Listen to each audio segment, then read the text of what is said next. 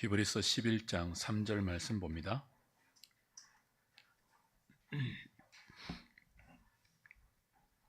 히브리서 11장 3절 우리 같이 한 목소리로 합독하겠습니다. 시작. 믿음으로 모든 세계가 하나님의 말씀으로 지어진 줄을 우리가 아나니 보이는 것은 나타난 것으로 말미암아 된 것이 아니니라. 아멘. 모든 세계가 하나님의 말씀으로 지어졌다. 성경이 가르치는 창조에 대한 진리입니다. 지금 우리가 사는 이 시대는 이 창조의 진리가 거센 도전의 직면에 있습니다.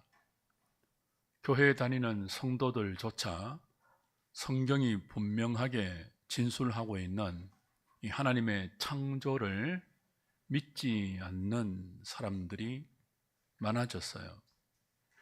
창조 대신 진화라는 가설을 성경적 진리의 자리에 놓고 있는 시대입니다. 히브리서 기자는 우리에게 말합니다. 모든 세계가 하나님의 말씀으로 지어졌는데 그걸 우리는 믿음으로 안다. 믿음으로 수납한다. 믿음으로 받아들인다. 인정한다. 그렇게 말하고 있습니다.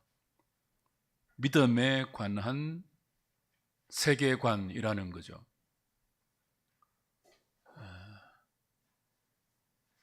성경의 진리는 하나님의 창조부터 시작됩니다. 태초에 하나님이 천지를 창조하셨다. 이 위대한 진리를 성도는 믿음으로 수납합니다. 그리고 믿음으로 인정하고 받아들이고 그 믿음의 세계관 위에 성경이 가르치고 있는 인간의 죄, 그리스도의 구원으로 이루어진 교회, 다시 오시는 그리스도가 완성하실 하나님의 나라, 새하늘 새 땅, 그런 성경의 진리가 구슬을 꿰듯이 체계적으로 확립되어 왔습니다. 하나님의 창조를 부정하는 순간 모든 것이 무너져요. 그런데 우리는 이 창조가 부정되는 시대를 온몸으로 살아내고 있습니다. 그래서 오늘 우리가 함께 배우는 소요리 문답 구문 신문, 하나님의 창조에 관한 성경의 교리는 너무나 중요한 내용이죠. 하나씩 교환을 보면서 하나님의 창조 교리가 무엇을 말하고 있는지를 확인하겠습니다. 7문부터 하나님의 작정을 말했습니다. 하나님은 영원한 계획을, 만사 만물에 대한 영원한 계획을 삼위 사이에 갖고 계셨다. 그걸 하나님의 작정이라 그런다라고 했죠. 하나님의 작정 가운데 이성적인 피조물인 천사와 인간에 대한 영원한 계획을 무엇이라고 불렀죠? 예정이라고 불렀습니다. 예정은 이중 예정이 있었죠. 창세전에 그리스도 안에서 선택된 자들과 선택되지 못한 유기된 자, 버려진 자, 예정과 유기라는 이중 선택이 있었습니다. 그래서 소요리 문답 제7문이 하나님의 작정을 설명했고 8문은 이 하나님의 영원한 계획이 역사 가운데 어떻게 실행되었습니까? 라고 묻고 창조와 섭리로 실행되었습니다 라고 답했죠. 그리고 이제 구문 신문은 그 하나님의 영원한 계획이 시간 속에서, 역사 속에서 어떻게 창조로 시행되었는가 하는 하나님의 창조를 설명하는 내용입니다. 자, 구문 신문을 같이 읽어보겠습니다. 제가 물을 테니까 여러분이 답을 해보십시오. 제 구문, 하나님의 창조 사역이란 무엇입니까? 하나님의 창조 사역이란 하나님께서 능력의 말씀으로 모든 것을 무로부터 만드신 것으로 엿새 동안 만드셨고 모든 것이 심히 좋았습니다. 자, 구문이 설명하는 하나님의 창조는 세 가지죠. 첫 번째는 창조란 하나님께서 능력의 말씀으로 모든 것을 무로부터 만드신 것을 의미한다라고 창조를 정의했고, 두 번째는요, 하나님의 창조는 6일 동안 이루어졌다라고 6일 창조를 설명했고, 세 번째는 그 모든 하나님의 창조가 하나님 보시기에 좋았다라고 하나님의 평가를 말하고 있습니다. 신문은 그 창조 가운데 창조의 면류관으로 불리는 인간 창조에 관한 설명입니다. 제가 신문을 읽겠습니다. 제 신문, 하나님께서 사람을 어떻게 창조하셨습니까? 하나님은 사람을 남자와 여자로 창조하시되 하나님의 형상을 따라 지식과 의와 거룩함이 있게 하셨고 모든 피조물을 주관할 통치권을 부여하심으로 창조하셨습니다. 자, 하나님의 사람 창조에 대한 설명도 세 가지로 요약되죠. 남자와 여자로 창조하셨다. 그죠? 남성과 여성으로 창조하셨다. 다른 성은 없다는 거예요. 그리고 이 남자와 여자는 하나님의 형상을 따라 지어졌다. 그리고 그 하나님의 형상을 의와 지식과 거룩함이다. 그렇게 설명했습니다. 그리고 마지막은요, 하나님의 형상을 따라 지으신 인간에게 하나님은 모든 피조물을 주관할 통치권을 위임하셨다라고 인간 창조를 설명하고 있습니다. 구문과 신문을 이제 하나씩 조금 살펴볼게요. 하나님의 창조는 이미 대요리 문답할 때도 했고, 또 웨스트민스터 신앙 고백서 할 때도 했고, 알기 쉬운 조직 신학 할 때도 했던 것인데, 너무 중요하니까 또다시 복습하면서 확인해야 되겠죠. 자, 해설 1번입니다. 구문은 하나님의 영원한 작정이 시간과 공간 속에서 어떻게 실행되었는지를 설명하고 있습니다. 창세전에, 시간이 있기 전에, 시간도 하나님의 창조물이에요. 그러니까 창세전에 그리스도 안에서 만사 만물과 인간에 대한 모든 것을 작정하신 하나님은 창조와 섭리로 그 작정을 시행하십니다. 창조는 말 그대로 없는 것에서 있는 것을 만들어내는 행위입니다. 크리에이션, 하나님만 할 수 있는 무에서 유를 만들어내는 행위를 창조라고 부르는 거죠.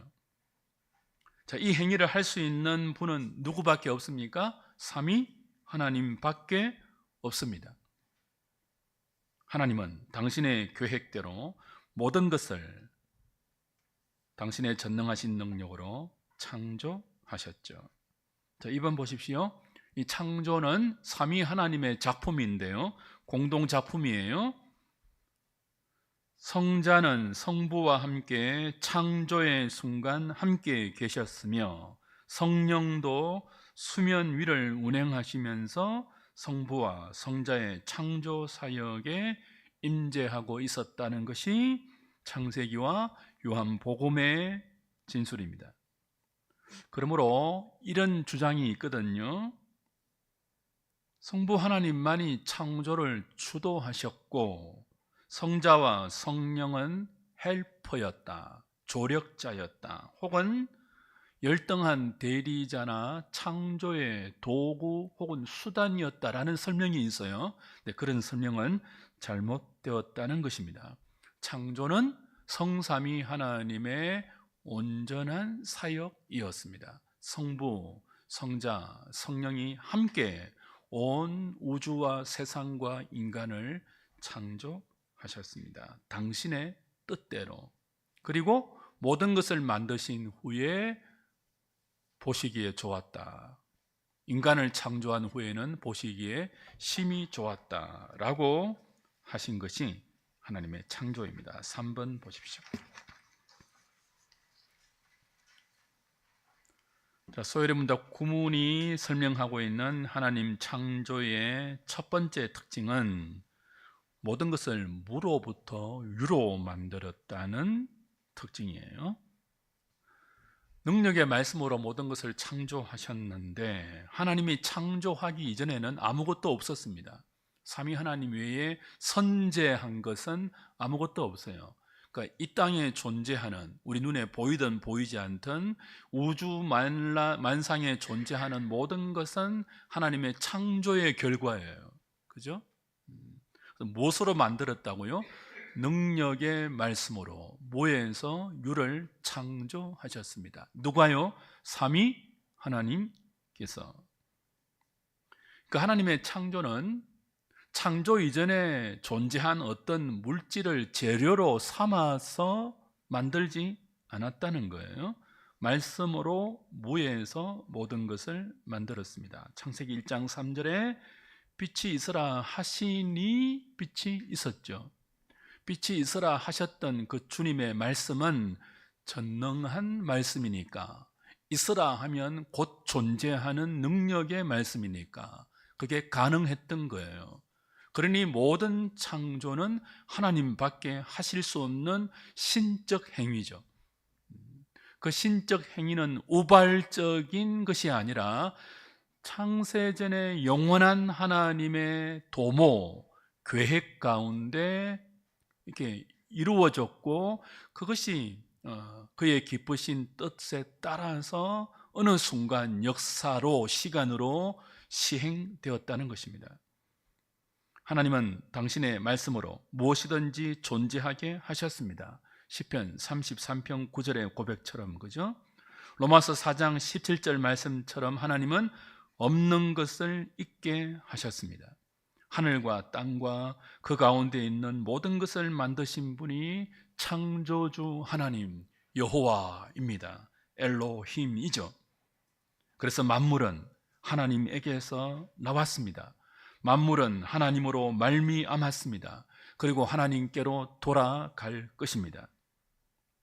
한편 하나님의 창조는 모든 것을 무에서 유로 창조하신 전능하신 창조인데, 이 창조에는 2차적인 의미의 창조도 포함된다는 거예요. 예를 들면 하나님이 인간을 만들었잖아요. 여섯째 날에, 그죠? 여섯째 날에 인간을 만드실 때 원재료는 무엇이었습니까? 흙이었습니다. 흙은 이미 하나님께서 만드신 것이죠. 이미 만드신 하나님의 창조물로 또 다른 창조를 할 수 있는 것이 무에서 유의 하나님의 창조입니다. 그러니까 2차적인 공작도 무에서 유라는 창조에 포함된다는 거예요. 여자는요, 남자의 갈빗대를 취하여 창조하셨죠. 단지 문학적인 표현이 아닙니다. 단지 남자와 여자의 동등성을 설명하기 위해서 옆구리에 갈빗대를 취하여 만드셨다는 그런 표현이 아니고요, 실제로 그렇게 만드셨어요. 하나님의 창조입니다. 이걸 우리는 믿음으로 안다 그러는 거죠. 히브리서 기자가. 우리 지난 시간에 하나님의 작정할 때 사변적으로 생각하면 안 된다고 했습니다. 철학적으로 하나님의 영원한 계획과 그 영원한 계획의 실행인 창조와 섭리를 접근하면 우린 사변의 바다에 빠지게 되고 헤어날 수 없는 미로에 빠지게 됩니다. 그래서 우리가 이 무한하신 하나님의 창조와 계획과 섭리를 접근할 때는 유한한 인간의 한계를 인정하면서 성경이 설명하는 범위 안에서 믿음으로 수납하겠다는 겸손한 태도를 견지하셔야 돼요.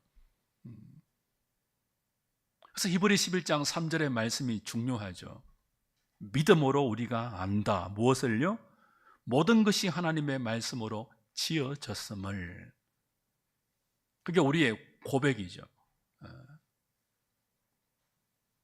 자, 4번입니다. 그럼 창조의 기간은 얼마입니까? 며칠이에요? 6일이다.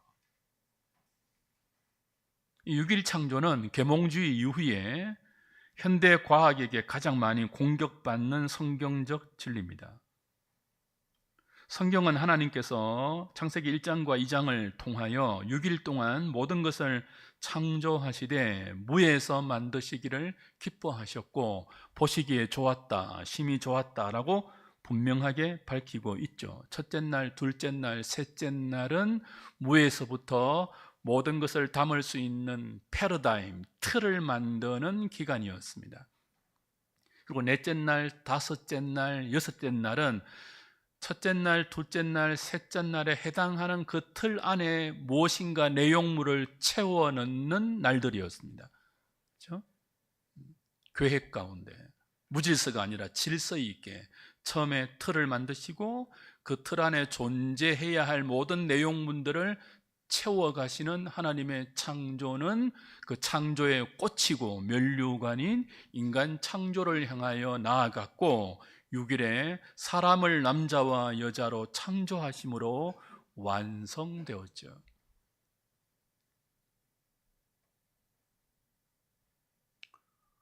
이 시대는 성경이 진술하는 하나님의 창조를 믿으면 맹신자라고 조롱합니다.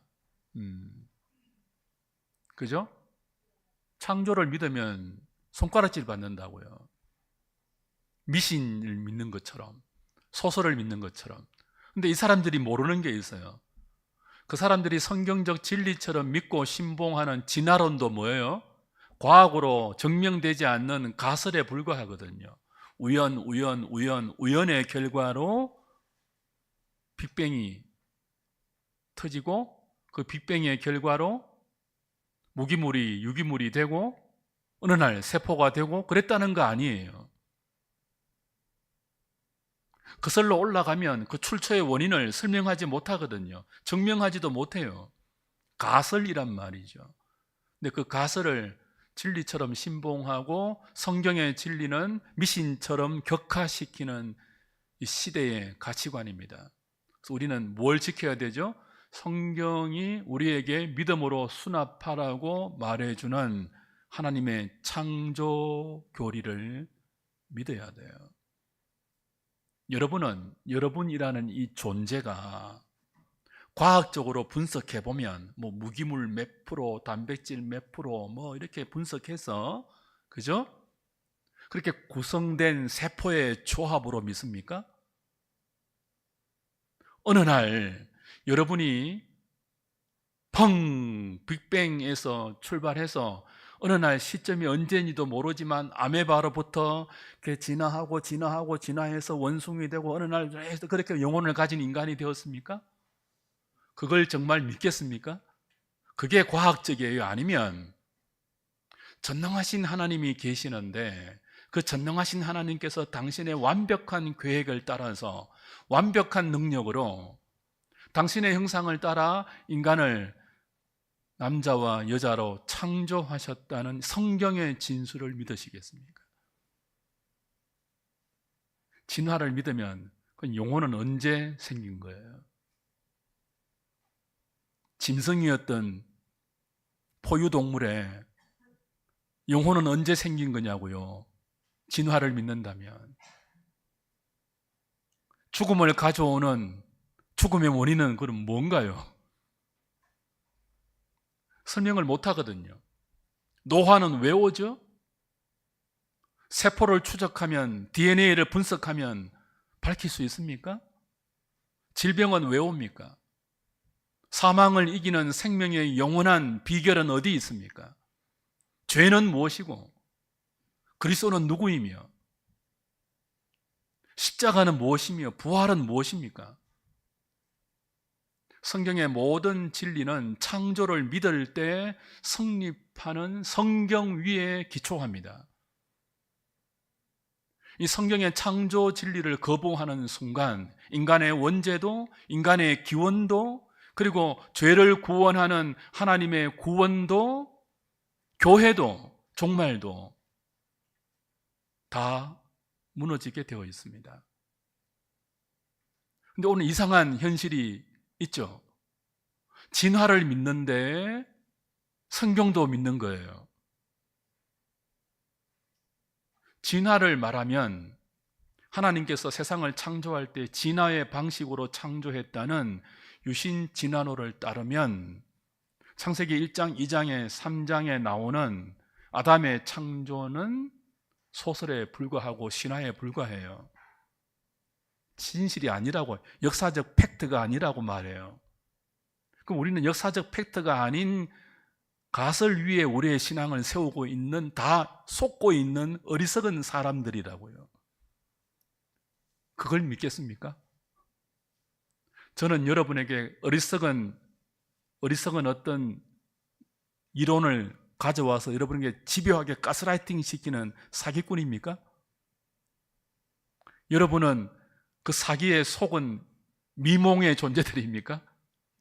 그렇지 않습니다. 모든 세계가 하나님의 능력의 말씀으로 창조된 것을 우리가 믿음으로 압니다. 내가 믿으려고 막 몸부림친 게 아니라 믿음으로 수납되고 인정됩니다. 이게 다른 세계관이에요. 창조의 세계관과 진화의 세계관. 하나님은요, 말씀에서 이렇게 진술했습니다. 모든 것이 진화되라 그렇게 말씀하지 않았습니다. 어떻게 했죠? 모든 것이 있으라, 빛이 있으라 하시니까 빛이 있었어요.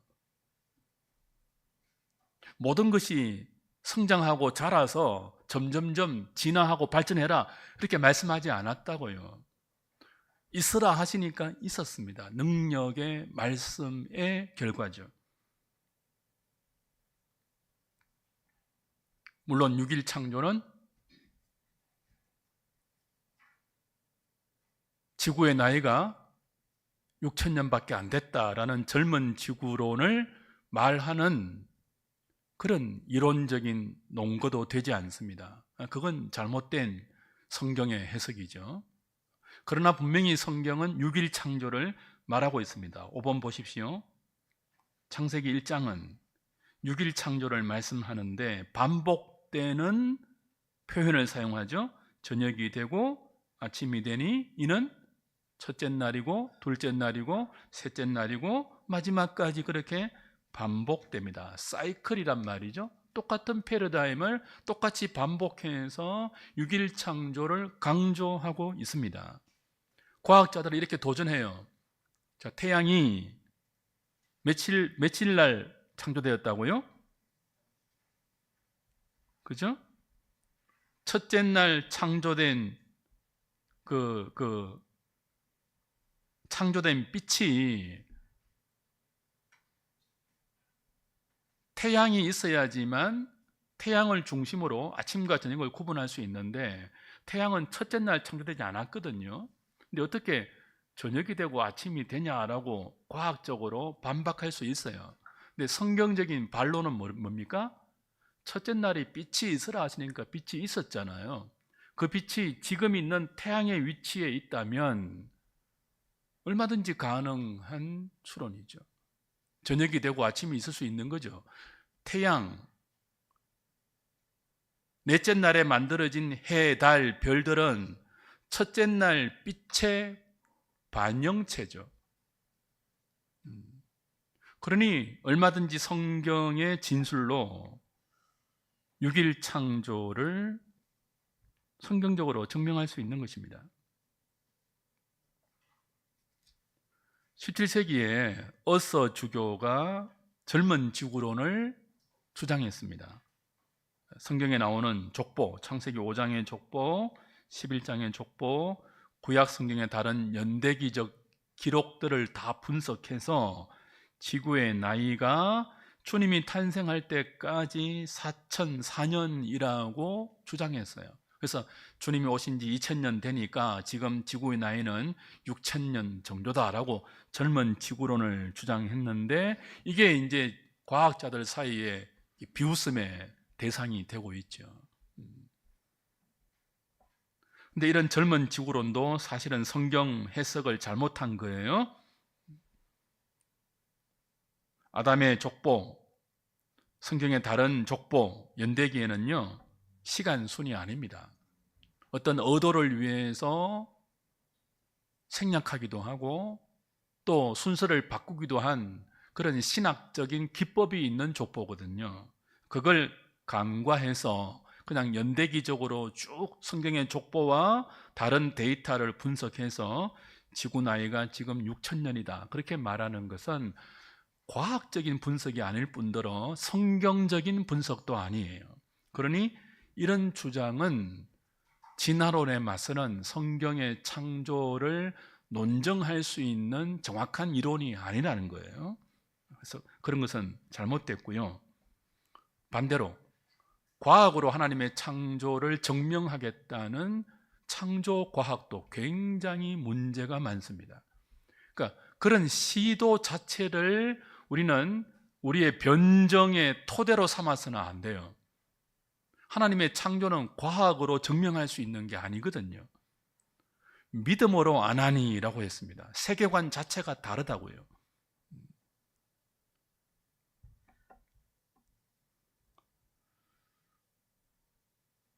그래서 이건 주님의 은혜를 구해서 수납해야 할 믿음의 영역이라는 사실을 다시 한번 기억하시면 좋겠습니다. 그러면은 과학이 주장하는 지구 나이 몇십억 년은 우리가 수용할 수 없는 지식입니까? 아니죠. 과학도 일반적인 하나님의 계시의 부분 아닙니까? 이제 여기서 성숙 창조론이 빛을 발하는 것입니다. 전능하신 하나님은 현대 과학이 분석한 몇십억 년의 지구를 6일 만에 만들 수 있다고요? 없다고요? 있다고요? 없다고요? 있는 거죠. 닭이 먼저입니까? 계란이 먼저입니까? 닭이 먼저죠. 그걸 성숙 창조론이라고 합니다. 그걸 과학적으로 계란이 어떻게 만들어졌고 계란이 부화되는 기간을 이런 식으로 지구의 나이를 추정하는 것만으로는 하나님의 창조를 다 설명할 수 없다는 거예요. 하나님은 성숙한 아담을 당신의 형상으로 만드셨습니다. 그 후손은 뭐예요? 남자와 여자의 결합으로 만들어져서 10달의 임신 기간을 통해서 출산되도록 했지만 첫 번째 인류의 조상은 성숙하게 만드셨고 그 성숙한 인간이 살아갈 수 있는 토대를 5일 동안 몇십억 년의 인간 지성으로 분석한 과학적 나이로 얼마든지 만들 수 있는 분이 전능하신 하나님이죠.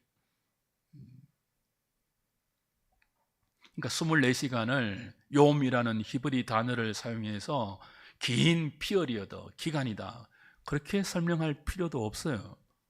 너무나 분명하게 저녁이 되고 아침이 되니 이는 첫째 날이라고 성경이 설명하잖아요. 그리고 여러분은 용기를 가지세요. 창조를 믿으면 무식한 사람이라는 공격을 받을 때 그런 손가락질 받을 용기를 가지십시오. 그런다고 우리가 무식한 사람이 되는 게 아닙니다. 창조론을 부정한다고 지성인이 되는 것도 아니에요. 하나님을 모르는 인간이 무슨 지성인입니까? 하나님의 능력을 모르는 존재가 무슨 지성을 운운하겠습니까? 자기의 지성을 만든 창조주를 부정하는 존재가 무슨 지성을 논하겠냐고요. 그 알량한 IQ 가지고 말입니다.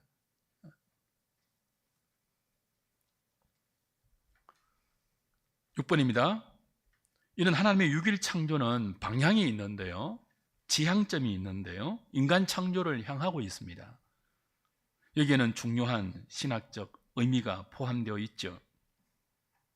그러니까 하나님은 바로 인간을 만드시고 그 다음에 인간이 살아갈 수 있는 환경을 조성해 주신 것이 아니라 첫째 날부터 다섯째 날까지 인간이 살아갈 수 있는 모든 환경을 조성해 주신 뒤에 그리고 마지막으로 당신의 형상으로 사람을 남자와 여자로 창조하셨습니다. 그리고 언약을 주셨고 피조 세계를 다스릴 수 있는 통치권을 위임하셨고 보시기에 심히 좋다고 만족해 하셨습니다.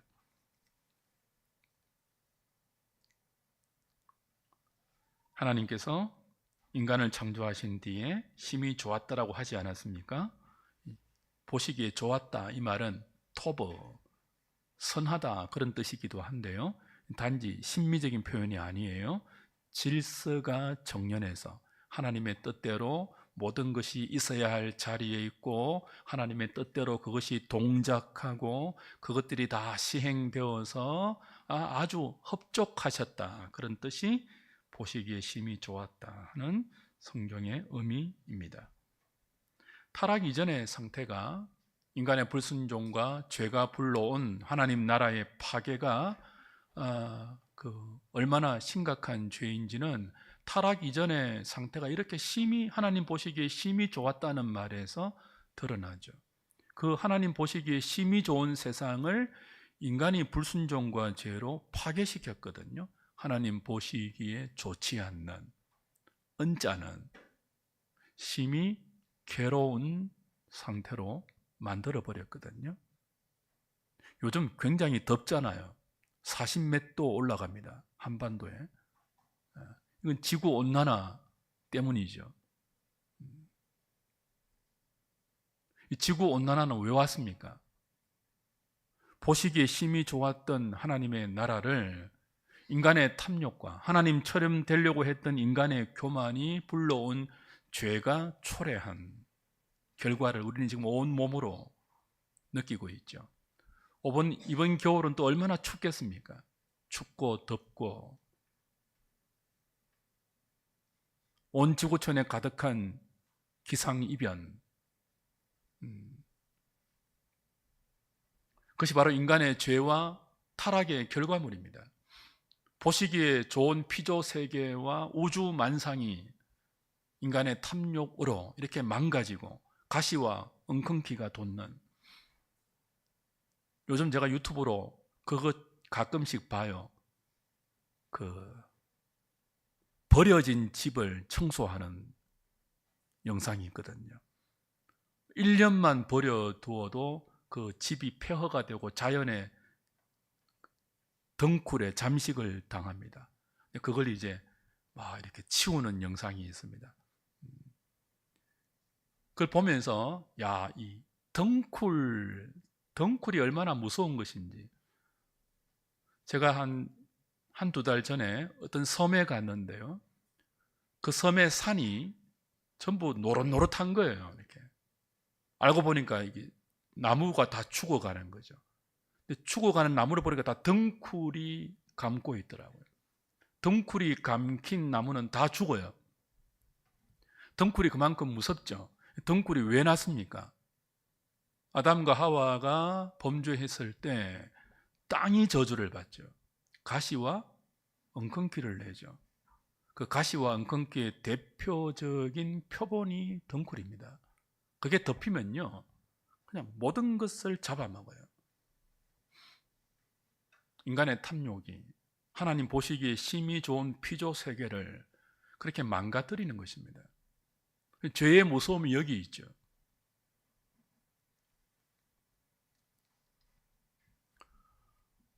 그리스도로 이 망가진 세상을 구원하신 하나님은 언젠가는 다시 오셔서 새 하늘과 새 땅을 주실 때 이 망가진 세상이 회복되는 것입니다.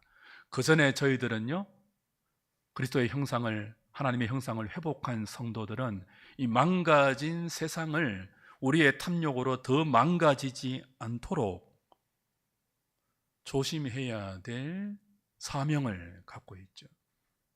문화명령을 기억하면서 이 피조 세계가 다시 아름다운 세상이 될 수 있도록, 우리가 아무리 노력해도 그게 다 완성되지는 않겠지만 적어도 우리의 탐욕이 더 지구를 망가뜨리지 않도록 껴있는 생각은 여러분이 가지셔야 합니다. 7번입니다. 신문은 이제 사람 창조를 설명하는 내용이죠. 하나님께서 사람을 남자와 여자로 창조하셨습니다. 중간에 성이 있습니까? 다른 젠더가 있습니까? 없습니다. 요즘 유럽이나 뭐 어딘 가면은 화장실에 어떤 화장실이 있다고요? 남자, 여자가 아니라 뭐예요? 젠더의 구분이 없는 그런 화장실이 존재하죠. 제3의 성을 주장하는 시대입니다. 교회조차 그 길을 따라가는 추세에 있습니다. 서구의 교회는 거의 무너졌습니다. 성 문제, 젠더 문제에 있어서. 근데 하나님은 말씀하시죠. 하나님께서 사람을 창조하실 때 남자와 여자로 창조하셨지 그 둘이 섞여 있는 혹은 이것도 아니고 저것도 아닌 제3의 젠더는 창조하신 적이 없습니다. 인간 창조의 특징이 뭐죠? 하나님의 형상이죠. 자, 사람은 다른 피조물과 달리 하나님의 형상으로 창조되었습니다. 사람은 진화의 산물이 아닙니다. 하나님의 형상을 지식, 거룩함, 의라고 에베소스가 말하고 있는데 이 지식과 참된 지식과 하나님을 아는 지식과 자기를 아는 지식, 그 다음에 의로움 그리고 거룩함은요 진화로 생긴 게 아니에요. 짐승이었는데 어느 날 진화하다가 도덕적인 감각이 갑자기 생긴 게 아니에요. 사회적인 관계 속에서 이런저런 저런 어떤 접점들이 쌓여서 어느 날 인간 안에 도덕적인 능력이 생겼다. 그게 아니고요.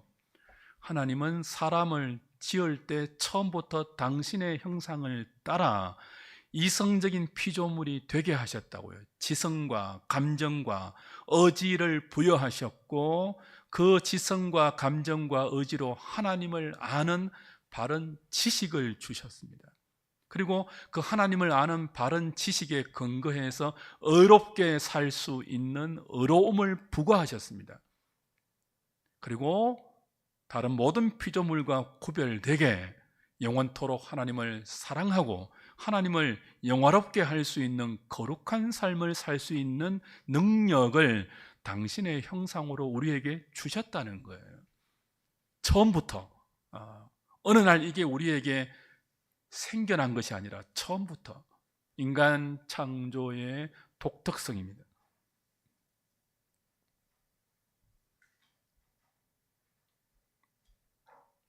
그래서 인간만이 하나님을 바르게 알 수 있습니다. 사람만이 하나님을 예배할 수 있습니다. 모든 피조물이 창조의 결과고 하나님의 흔적과 발자취를 보여주지만 하나님의 형상으로 창조된 피조물은 인간이 유일합니다. 그래서 인간을 설명하는데 하나님의 형상이라는 개념이 빠지면 인간을 인간되게 설명하지 못하는 거죠. 그래서 인간은 하나님의 형상, 이 형상이라는 말은 하나님을 본뜬다, 하나님을 닮았다, 뭐 그런 뜻인데요. 하나님을 보여주는 유일한 피조물이 인간입니다. 칼빈은 인간을 그렇게 설명했죠. 하나님의 살아있는 자기 계시다. 누가요? 인간이. 왜?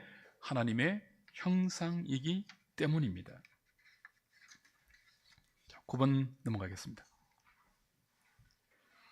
9번 같이 읽어볼까요? 시작. 하나님의 형상이 무엇입니까?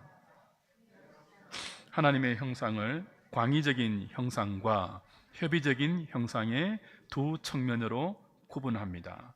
넓은 의미의 하나님 형상은 구조적 측면의 형상으로 인간이 맺고 있는 삼중적 관계성과 소명들 속에서 인간으로서 마땅히 행해야 할 것을 행하도록 하는 모든 은사와 재능들이 총체적으로 부여된 상태를 말합니다.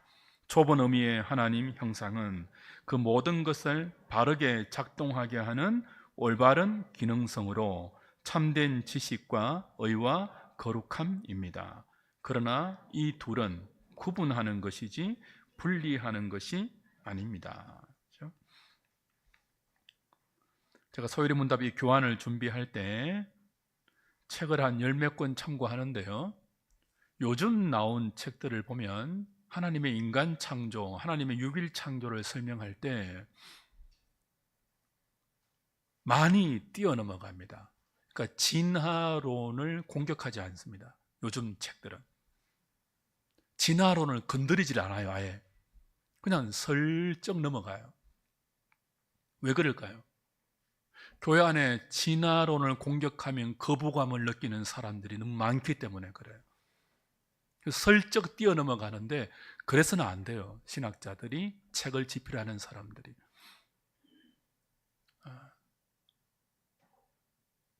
창조의 진리를 지켜야죠. 다시 제가 말씀드립니다. 창조의 교리가 무너지면요, 모든 게 무너져요.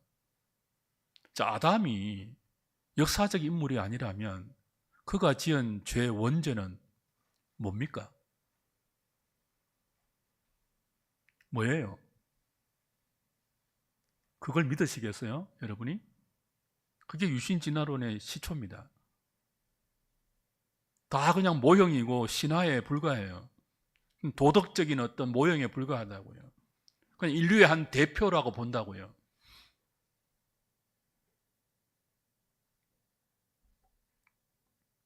그럼 로마서에서 아담과 그리스도를 대조하면서 첫사람 아담을 죄의 시조로, 둘째 아담 그리스도를 구원의 시조로 대비한 이 아담 언약은 무너지는 것입니다.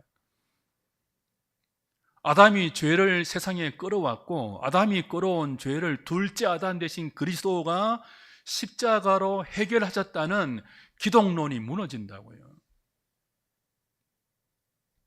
근데 왜 진화론을, 유신 진화론을 비판하지 않죠? 거기에 대한 치열한 토론을, 공부를 목회자들이, 신학자들이 하지 않는 것입니까?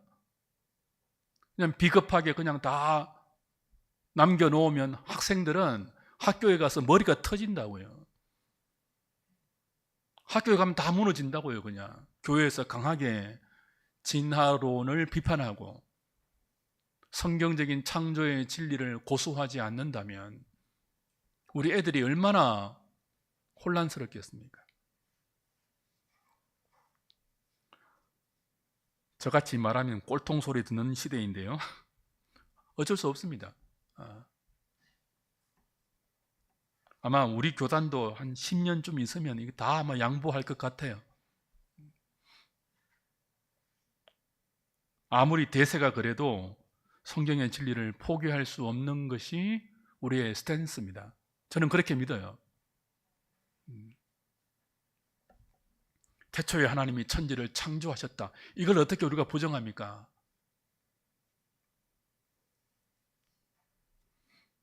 자, 10번 보십시오. 9번 설명할게요. 자, 하나님의 형상으로 우리가 만들어졌는데 하나님의 형상을 소요리 문답 신문은 구조적인 기능적인 형상만 설명했습니다. 지식과 의와 거룩함이라고만 설명했는데 이건 기능적인 형상, 협의적인 형상으로 개혁신학이 구분하는 개념입니다. 자, 하나님의 형상이 두 가지로 구분되는데 하나는 구조적인 기능이에요. 우리가 지정의를 가지고 있지 않습니까? 인간의 구조가, 그죠? 이 구조 안에 하나님이 모든 재능과 그리고 모든 생각할 수 있는 능력들, 피조물을 다스리며 살아갈 수 있는 능력, 하나님을 예배할 수 있는 능력, 도덕적으로 추구할 수 있는 능력, 하나님의 아름다움을 따라갈 수 있는 능력들을 부여하셨거든요. 그게 모든 것이 구조를 이룬 것을 인간이라고 부른단 말이에요. 그러니까 하나님께서 우리에게 장착해 두신 모든 구조적인 기능, 지정의를 포함한 모든 재능들, 다른 피조물과 구별되는 탁월성들, 이런 것들을 광의의 형상이라고 그럽니다. 시편 기자가, 그죠? 인자를 노래했지 않습니까? 인간의 아름다움을 노래했거든요. 그처럼 그 탁월한 모든 인간의 구조, 그걸 넓은 의미의 하나님의 형상이라 그러고요. 그 탁월한 인간됨을 바르게 작동하게 하는 기능적 형상, 지식과 의로움과 거룩함이에요. 하나님이 다른 피조물과 달리 인간이라는 이 탁월한 구조를 통하여 우리를 모든 피조 세계를 다스릴 수 있는 통치권을 허락하셨는데, 위임하셨는데, 그 통치권과 이 모든 탁월한 인간의 재능들이 바르게 작동하고 바르게 기능할 수 있도록 뭘 주셨다고요? 의와 지식과 거룩함을 주셨어요. 그걸 좁은 의미의 하나님의 형상, 기능적 형상이라고 구분합니다. 이 둘이 합하여서 뭐예요? 인간은 다른 피조물과 구별되는 하나님의 형상이다, 그러는 거죠. 근데 죄가 이 모든 것들을 깨트려 버렸죠. 아담이 언약을 어기고 불순종하여 선악을 알게 하는 나무의 실과를 따먹었을 때 즉시 사망이 찾아오죠. 영적 사망이 찾아오고, 그 영적 사망이 초래한 육적인 사망이 찾아왔고, 영원한 사망을 인간은 숙명처럼 짊어지게 되었습니다. 이 영적인 사망이 즉시 우리에게 찾아온 결과 의와 지식과 거룩함이 파괴되었습니다. 하나님을 아는 바른 지식이 파괴되었습니다. 자신을 아는 바른 지식도 파괴되었고, 하나님을 닮아 올바른 의로운 삶을 사는 이 의로움도 상실되었습니다. 다른 피조물과 자신을 구별하여 하나님을 영화롭게 하고 영원토록 그를 즐거워하는 이 거룩한 삶도 망가졌습니다. 기능이 파괴되니까 그 기능을 활용해야 하는 모든 재능도, 모든 인간의 구조도 뭐예요? 하나님의 뜻과는 다르게 작동하게 되고, 오용되게 되고, 왜곡되게 되고, 비틀리게 되고, 지성이 오염되고, 감정이 더럽혀지고, 의지가 타락했습니다. 원래 하나님 보시기에 심히 좋았던 인간의 지정의는 상실되고 파괴되고 오염되고 더럽혀져서 제대로 작동하지 못하게 되었습니다. 그래도 완전히 상실되지는 않아서, 그죠? 기능하는 그마저도 다른 피조물과는 너무나 탁월한 인간이죠. 근데 이 탁월한 인간이 망가져 있기 때문에 많이 축소되고 왜곡되었지만 그 지성과 감정과 의지와 인간의 기능들을 자기를 위해서만 사용하게 되었습니다.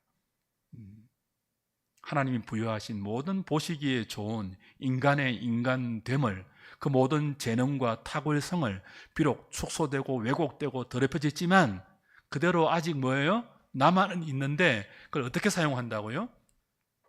자기 욕망만을 위해서 사용하게 되었다는 거죠. 그래서 세상이 이렇게 고통스럽습니다. 자기만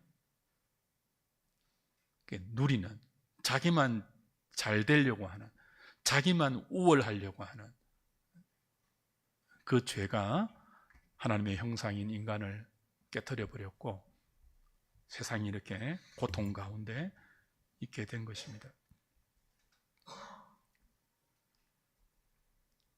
구원은 죄가 초래한, 왜곡되고 부패한 하나님의 형상을 회복하는 성령의 은혜죠. 그래서 하나님의 형상의 회복은 구원의 문제이고, 이 구원은 은총의 문제인 동시에 하나님의 은혜로 하나님의 형상을 회복한 성도는 남아있는 여생 동안 그 하나님의 형상인 그리스도의 형상에까지 우리가 자라가야 하는 성화의 숙제를 안고 있습니다. 그러니까 하나님의 형상이 우리가 회복되었다고요. 하나님을 알게 되었고 자기 자신을 알게 되었습니다. 우리를 바라보시는 주님의 시선을 볼 수 있게 되었고 우리가 누구인지, 얼마나 큰 죄에 빠져 있는지 알게 되었고, 이런 나를 사랑하시는 하나님이 어떤 분인지 알게 되었습니다. 그리고 그 하나님이 기뻐하는 삶을 살 수 있는 어려움과 거룩함도 그리스도로 말미암아 성령으로 회복하게 되었습니다. 그 회복한 그 삶을 성화로 살아내어야 돼요. 뭐 어떻게 살지 말고요. 첫째도 여러분, 둘째도 여러분, 셋째도 여러분, 이렇게 자기만 위해서 살지 말고요. 그건 형상 회복이 아니거든요. 그러니까 이게 숙제로 우리에게 주어진 거예요. 하나님의 형상을 그리스도의 은총으로 회복한 구원받은 백성들이 허락받은 남은 여생을 어떻게 살아야 하느냐, 그리스도의 장성한 분량에 이르도록 자라기까지 성화의 삶을 우리의 거룩한 과제로 살아내어야 하는 것입니다. 그러면서 동시에 뭐 해야 되죠? 이게 우리의 힘만으로 이 땅에 사는 동안에 완전히 이루어지지 않고 도달하지 않기 때문에 영광스럽게 완성될 소망의 그날을 바라보는 소망을 가지고 지금 우리의 삶을 살아내어야 하는 거죠. 보시기에 심히 좋은 그 첫째의 상태로 회복되는 정도가 아니라 그 회복을 훨씬 뛰어넘어서 보시기에 심히 좋았던 삶이 영광으로 도달하는 그 영광, 그걸 소망하는 사람들이 그리스도인들입니다.